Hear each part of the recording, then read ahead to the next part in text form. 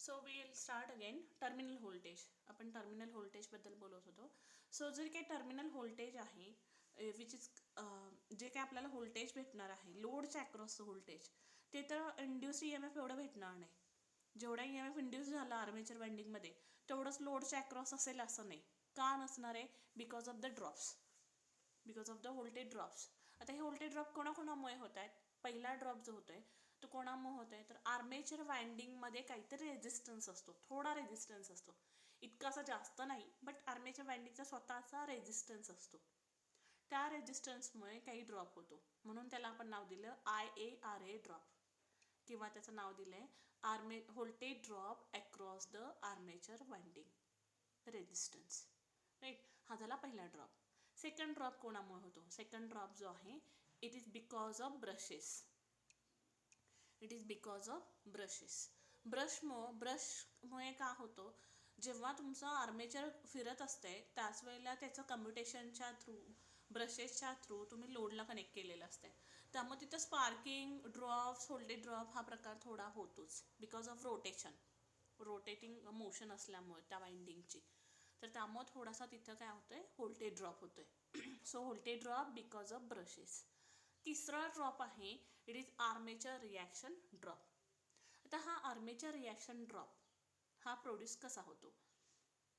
ज्यावेळेला आपण म्हणतोय की आर्मेचर वाइंडिंगला आपण मेकॅनिकल हे देतोय, मेकॅनिकल काय म्हणतात, प्राईम मूवरनं फिरवतोय, तर त्यावेळेला काय होतंय? ॲक्च्युअल ॲक्शन काय होते? मग सांगितले मी, तुमचं हे मॅग्नेटिक फ्लक्स तयार झालं आहे because of field winding in the air gap. Air गॅपमध्ये मॅग्नेटिक फ्लक्स तयार झाले, राईट. त्या मॅग्नेटिक फ्लक्सच्या लाईनच्या मध्येच बरोबर काय फिरतंय? माझं आर्मेचर कंटिन्युअस फिरतंय. आर्मेचर कोणामुळे फिरणार आहे? प्राईम मूवरने. हे जेव्हा फिरत असतंय त्यावेळेला हे मॅग्नेटिक फ्लक्स लाईन्स कट होत आहेत, याच्यामध्ये EMF इंड्यूस होतो, हे राईट आहे, इलेक्ट्रोमोटिव्ह फोर्स तयार होतो. हे जस्ट आपण ऑपरेशनमध्ये म्हटलं. त्याच वेळेला according to Faraday's law of electromagnetic induction, याच्या प्रिन्सिपलनुसार याच्यामध्ये पण काय तयार होते? मॅग्नेटिक फ्लक्स लाईन्स तयार होतात याच्या अवतीभोवती. कोणाच्या? आर्मेचर वाइंडिंगच्या अवतीभोवती. जे मॅग्नेटिक फ्लक्स तयार होत आहेत it will disturbs to the main magnetic flux. हे जे मेन आहेत यांना काय करताय? ते डिस्टर्ब करताय, आणि डिस्टर्ब केल्यामुळं थोडा व्होल्टेज ड्रॉप हा होतो. Because of that disturbance of the magnetic flux the voltage is dropped due to this reaction. म्हणून त्याला आर्मेचर रिॲक्शन ड्रॉप असंही म्हणतात. काय नाव दिलं त्याला? Armature reaction drop. हे कोणत्या प्रिन्सिपलनुसार होतं? Again it is the principle of Faraday's law of electromagnetic induction. लक्षात राहील हे. So generally in case of DC generator, ब्रशमुळे जो ड्रॉप होतो व्होल्टेज ड्रॉप, तो हा खूप मायनर आहे, म्हणजे एकदम निग्लिजिबल आहे कम्पेअर टू अदर ड्रॉप. म्हणून फॉर्म्युला फक्त जास्तीत जास्त लिहिताना पण एवढाच फॉर्म्युला असतो बघा, E-IARA. हा पण नसतो काही वेळेला. आर्मेचर रिॲक्शन ड्रॉप पण खूप कमी दाखवतात. -E-IARA minus armature reaction drop, याचा फॉर्म्युला वेगळा आहे, तो मी नंतर पुढे कधी असेल तेव्हा घेईन. Okay. So this is about the terminal voltage. Next महत्त्वाचा कन्सेप्ट आहे लोड कॅरेक्टरिस्टिक.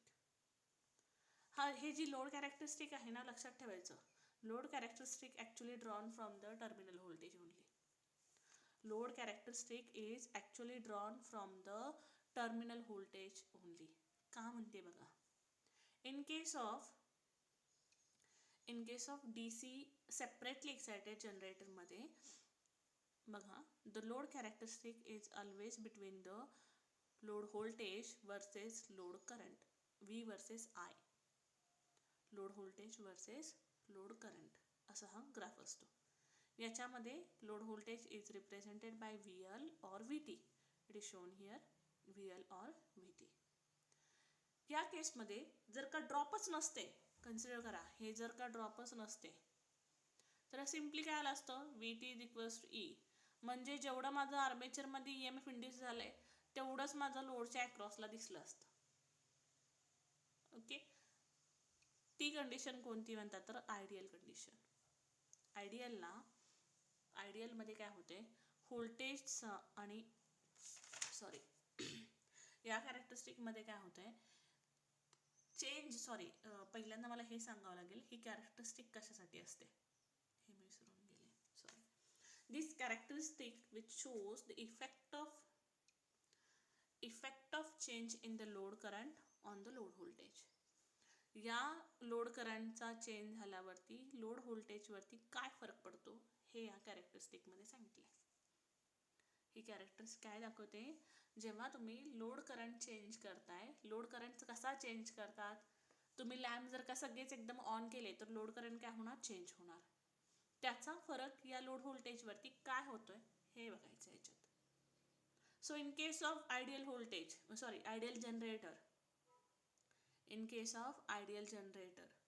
आयडियल जनरेटरमध्ये VL आणि VT रिमेन्स काय आहे, it will remains constant irrespective of load current. जर का आयडियल जनरेटर असेल, आयडियल जनरेटर म्हणजे काय, there is no any losses, it means the equation will be like this, it is VT is equals to E, right. या कंडिशनमध्ये तुम्हाला असा straight line, आडवे लाईन दिसेल, बरोबर आहे, clear. So in this case load current किती वाढला काही झाला तर लोड व्होल्टेजवरती त्याचा फरक पडणार नाही, clear. So this is about the ideal generator, but practically it is not possible. Practically हे पॉसिबल नसतं.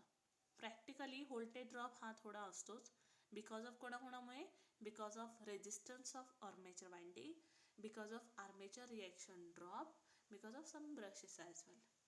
म्हणून तुमचा जो काही ग्राफ आहे it will slopes toward this type,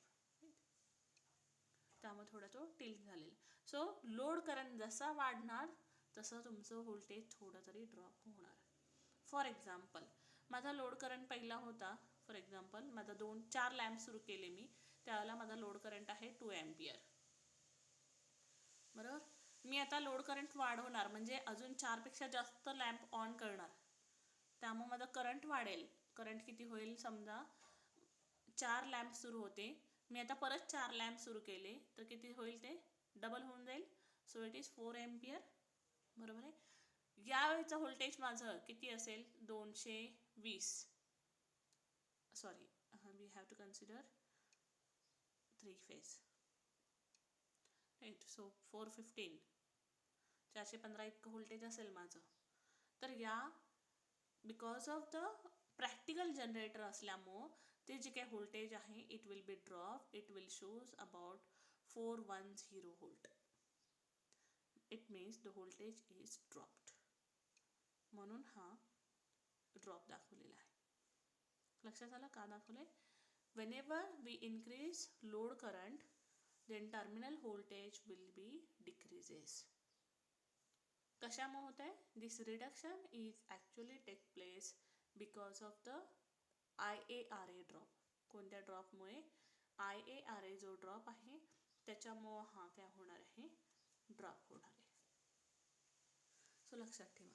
इथं काय डाऊट आहे, any doubt up to this. Load characteristic समजली आहे.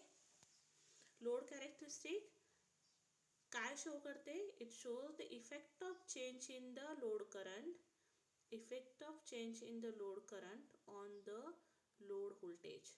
लोड करंटमध्ये काही चेंज केला तर त्याचा फरक लोड व्होल्टेजमध्ये कसा होतो हे दाखवतं. आयडियलला तर काही फरक पडत नाही, बट फरक पडतो कुठे, प्रॅक्टिकली काय होते, जेव्हा लोड करंट हा वाढत असतोय त्यावेळेला तुमचं लोड व्होल्टेज मात्र हे काय होते, ड्रॉप होते. लक्षात राहील. आणि हा ड्रॉप कशामुळे होतो, it is the because of IaRa drop. Armature winding resistance जो आहे त्याच्यामुळे हा ड्रॉप होत असतो. इथंपर्यंत काही डाऊट आहे, बोला. एनी डाऊट अप टिल दिस, बोला. काही डाऊट आहे का, एनी डाऊट.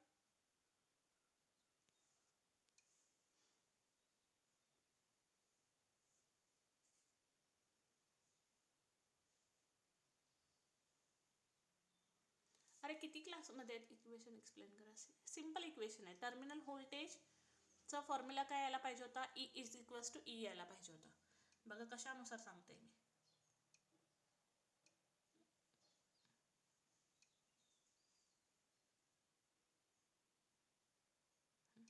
बघा इथं जे EMF प्रोड्यूस झाले, इथं जे EMF प्रोड्यूस झालं, इंड्युस्ड EMF म्हणून त्याला E म्हटले, ते सेम तुम्हाला ॲक्च्युली लोडच्या अक्रॉस दिसायला पाहिजे होतं, बिकॉज इट इज पॅरलल म्हणतोय आपण लावले. बट का नाही आहे, कारण का या आर्मेचर वाइंडिंगचा काहीतरी रेजिस्टन्स आहे. त्या ड्रॉपमुळे जेवढा इथं EMF प्रोड्यूस झाला आहे तेवढाच तुम्हाला लोडच्या अक्रॉस दिसत नाही. का तर बिकॉज ऑफ ड्रॉप. म्हणून इक्वेशन सिम्पली काय आलं आपलं, टर्मिनल व्होल्टेजचं इक्वेशन जे आहे it is VT is equals to E. Drop असल्यामुळे मायनस केलं त्याला. कुठला ड्रॉप आहे, IaRa ड्रॉप आहे, मायनस ब्रश ड्रॉप आहे, मायनस आर्मेचर रिॲक्शन ड्रॉप आहे. हे 3 ड्रॉप असतील.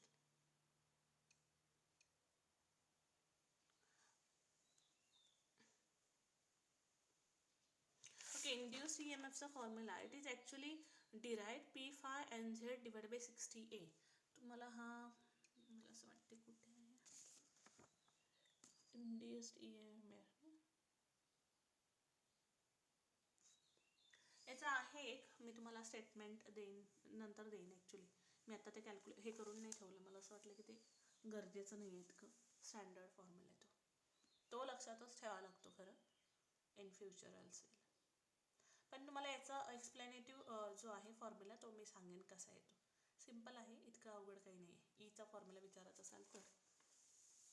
ओके,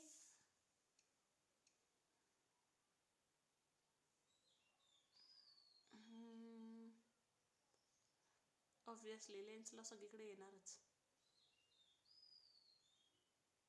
येस येस, जो तुम्ही म्हणताय ना आर्मेचर रिॲक्शनमध्ये लेन्स लॉचाच वापर झाला ना. We are opposing to that, ज्यानं प्रोड्यूस केलं त्यालाच अपोज करतो ॲक्च्युली, असंच त्याचा अर्थ आहे. एक्झॅक्टली तो तिथं यूज होतोच. लेन्स लॉचा वापर हा आर्मेचर रिॲक्शन जो आहे त्या केसमध्ये नक्कीच झालेला आहे, कारण तो अपोज करतो ना ज्यानं प्रोड्यूस केलं त्यालाच. ओके, अजून काही नाही आहेत. एकच मिनटं, मला थोडा वेळ द्या. एकच मिनिट द्या फक्त. प्रणव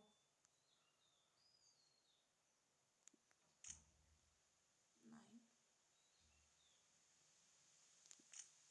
26 44 58 86.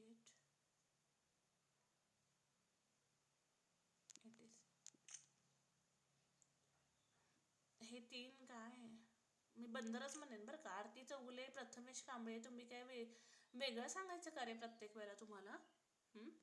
मगापासून ओढून सांगते की तुमचं नाव लिहा, तिथे नाव लिहा, रोल नंबर लिहा तुमचा. किती वेळा तेच सांगायला लावायचं. यू आर नॉट चाइल्ड ना. लहान मुलांना पण इतक्यांदा सांगितलं तर समजून जाईल. कालपासून मी ओरडते की नाव, रोल नंबर आणि मगच नाव लिहा म्हणून. प्रथमेश कांबळे आल्यापासून चेंज केलं नाही, म्हणजे आहात की नाही हा क्वेश्चनच आहे. So this is about separately excited generator. Then next is self-excited. We have seen the separately excited. Now second type is self-excited. Self-excited म्हणजे जरा सांगा मला. मगाशी मी थोडक्यात सांगितलंय. तिथं नाही लिहायचंय Prathamesh you have to change your rename हा प्रकार असतो. येस ओंकार चव्हाण बोला.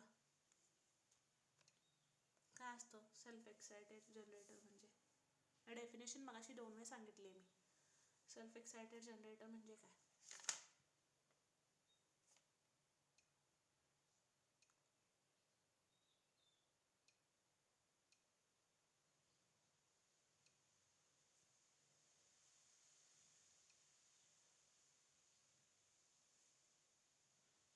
बोला पटपट जरा मेसेज बॉक्समध्ये.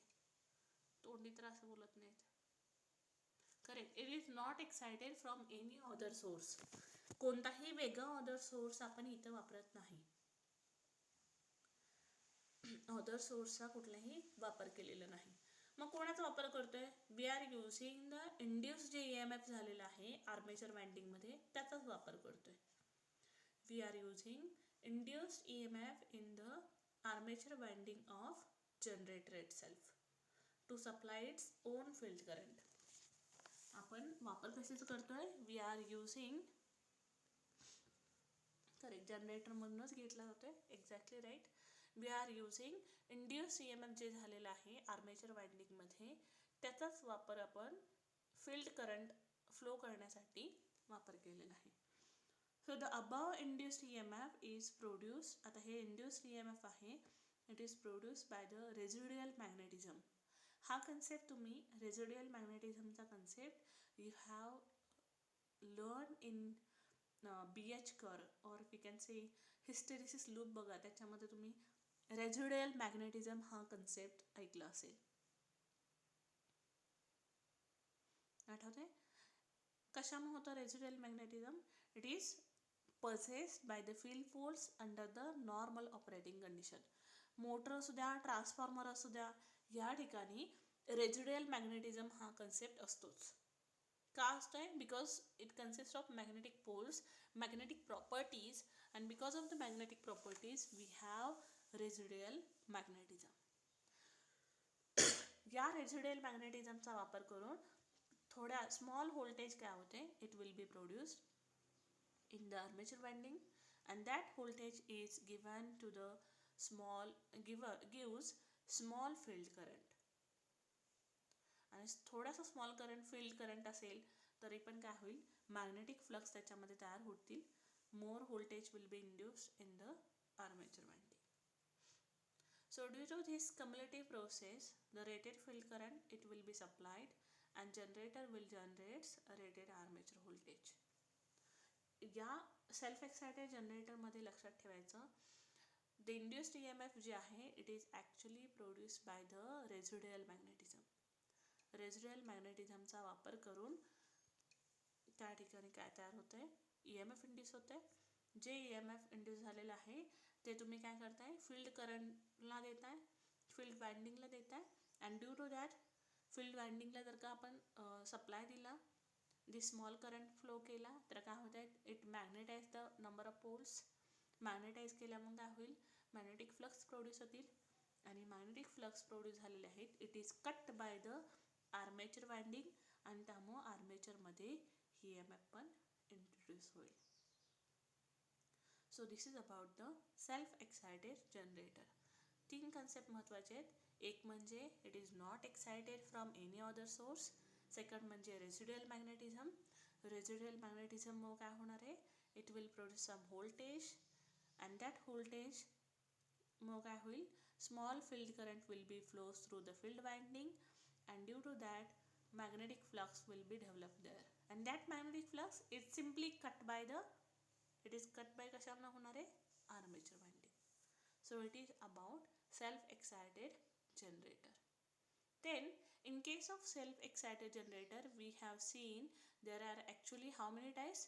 3 types. First is कोणकोणता होता? First shunt type generator. Second is series type generator, and third is compound generator. Okay, so in case we will see first type here. आज आपण फक्त पहिला टाइप बघूया, बाकीचे टाइप उद्या बघायचे आहेत. पहिला टाइप आहे shunt type generator. Shunt type generator. Shunt type generator, it is again self excited generator. You can see the diagram first. Please diagram बघून घ्या. काय चेंज दिसते बघा बरं. फील्ड वाइंडिंगला एक्सटर्नल सोर्स जोडलेला नाही. We have not connected any external source to the field winding. मग कसा दिलाय?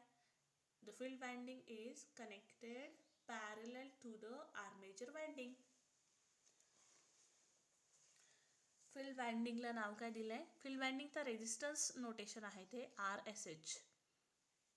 ओके, तसंच तुमच्या जर का आर्मेचरचा रेजिस्टन्स इंडिकेट करायचं असेल तर it will be RA. Then terminals दाखवलेत F1 F2 of the field winding. Then field वाइंडिंगमधून जाणाऱ्या करंटला नाव दिले बघा, ॲक्च्युली डाऊनवर्ड साईड डायरेक्शन आहे, लक्षात ठेवा. It is ISH. काय नाव दिले? ISH. SH for shunt. SH म्हणजे काय? Shunt. SE for series. Okay, या ठिकाणी ISH म्हणजे शंट करंट फ्लो होतो आहे. देन IA आर्मेचर करंट दाखवलेला आहे. Next A1 A2 these are the terminals of armature winding. Then next it is connected across the load again. बघा हे तिन्ही पण अक्रॉसमध्ये दिसत आहेत. एक म्हणजे फील्ड वाइंडिंग, सेकंड म्हणजे आर्मेचर वाइंडिंग आणि तुमचा लोड. हे तिन्ही कसे दिसत आहेत? It is connected parallelly. Okay. In case of shunt generator which is self excited generator where field winding is fed by the armature itself. Field winding ला supply कोणी दिलाय? The supply is given by the armature winding itself. These two windings are connected in parallel. दोन्ही winding कसे connect केलेले आहेत? Parallel connect केलेले आहेत. आणि जे काही लोड व्होल्टेज आहे त्याचं इक्वेशन दिले. The load voltage is equals to the voltage across the shunt field winding. लोडच्या अक्रॉसचं जे व्होल्टेज आहे it is equals to the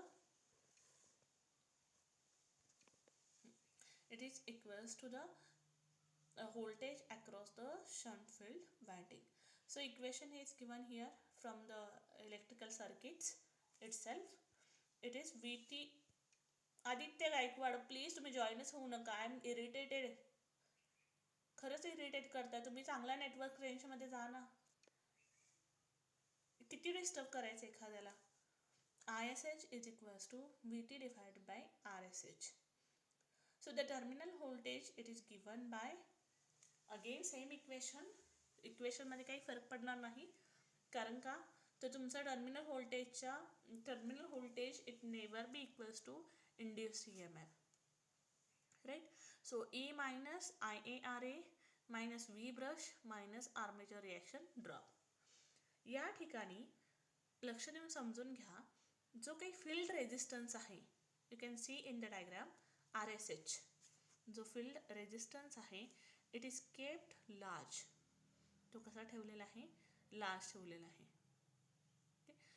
कारण का या ठिकाणी आपण जे वाइंडिंग दाखवले it is made up of thin wire. एकदम थीन वायर वापरली आणि it consist of number of turns. बघा नंबर ऑफ टर्न्स मी जास्तीत जास्त दाखवलेत आणि वायर कशी आहे? थीन आहे. आता हे हाय ठेवण्यामागचं कारण काय ते पण पुढे दिले मी. RSH is kept high because change in the load current should not disturb the value of field current. तुमच्या लोड करंटमध्ये जर का चेंज झाला तर फील्ड करंटमध्ये जास्तीत जास्त चेंज होऊ नये म्हणून त्यासाठी RSHची व्हॅल्यू काय केली आहे? जास्त ठेवली आहे. लक्षात ठेवा. RSH इज लार्ज आपण म्हटलंय. लार्ज कसं बनवलं? फील्ड वाइंडिंग जे आहे it is made up of thin वायरचा वापर केला. नंबर ऑफ टर्न्स जास्त घेतले त्यामुळे रेजिस्टन्सची व्हॅल्यू काय झाली तुमची? जास्त होईल. अँड बिकॉज ऑफ दॅट जर का तुम्ही लोड करंटमध्ये काही चेंज केला, लोड करंटमध्ये बघा या साईडला, कारण मग अशी काय होतं सेपरेटलीच होतं. त्यामुळे तुम्ही लोड करंट इकडे लोड काही चेंज केला तर इकडं काही जास्त असं चेंज व्हायचं नाही फील्ड करंटमध्ये.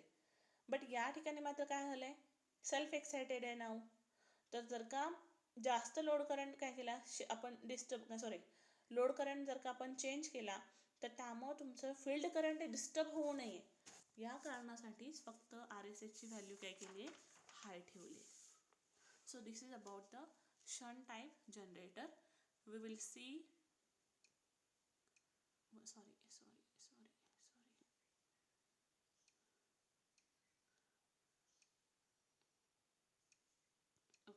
we'll say load characteristic.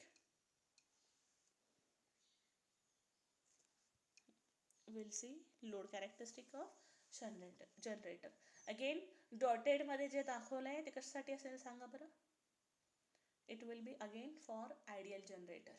Ideal generator मध्ये लोड करंटचा लोड व्होल्टेज वरती काही फरक पडत नाही. लोड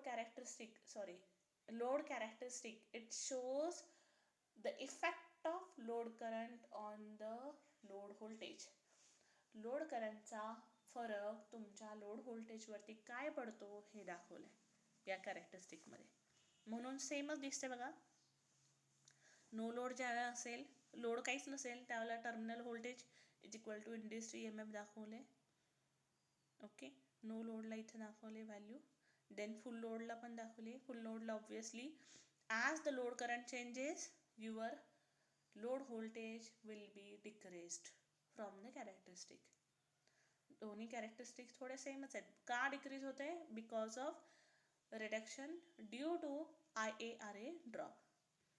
आर्मेचर वाइंडिंग रेजिस्टन्स ड्रॉपमुळे तुमचं व्होल्टेज काय होते? ड्रॉप होते. लक्षात राहील. सेम. नेक्स्ट पॉईंट आहे सेरीज जनरेटर, जो आपण उद्या घेणार आहोत और नेक्स्ट लेक्चरला. सो इथंपर्यंत काही डाऊट आहे का? बोला.